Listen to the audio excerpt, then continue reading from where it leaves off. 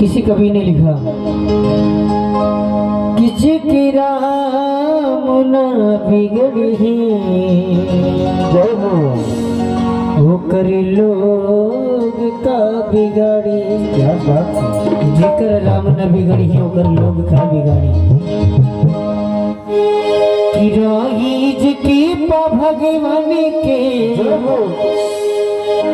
रहीज की भगवान के निर्बल न कबुहारी। जेकरा राम न बिगड़ी है वो कर लोग का बिगाड़ी। जेकरा राम न बिगड़ी है वो कर लोग का बिगाड़ी। जेकरा राम न बिगड़ी है वो कर लोग का बिगाड़ी।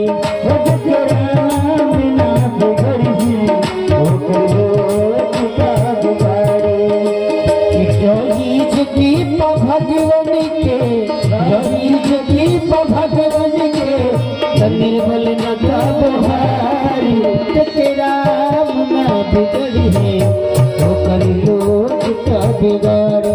जेकरा राम न बिगड़ी है वो कर लोग का बिगाड़ी।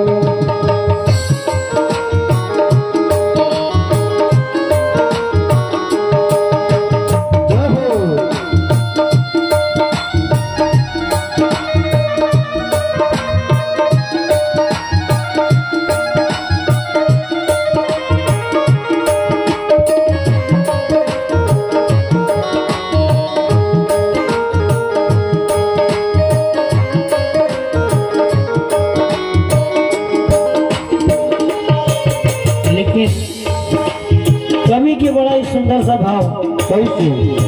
हर दम तबूरा चाहेला दुनिया में हो मुदैया। हर दम तबूरा चाहेला दुनिया में हो मुदैया। हर दम तबूरा चाहेला दुनिया में हो मुदैया।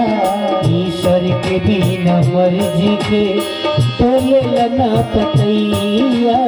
ईश्वर के बिना मर्जी के बोले लना पतैया।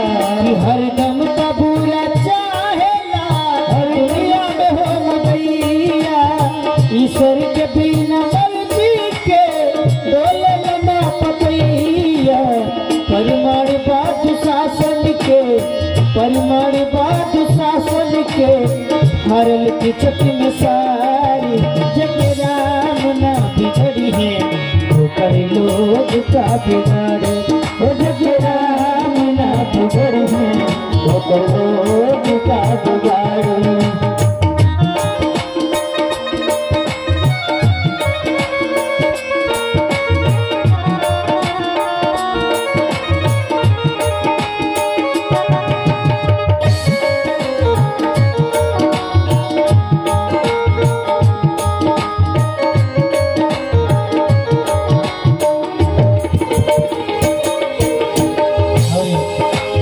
परेशान भले होला मन दुश्मन के दाम से। परेशान भले होला मन दुश्मन के दाम से। ऐसन भी होला जग में दर्द होला न घाव से। ऐसन भी होला जग में दर्द होला न घाव से। मरठ जी के बेटा बचल मरठ जी के बेटा बचल। जेकरा से चलल यारी। जेकरा राम न बिगड़ी है वो कर लोग का बिगाड़ी।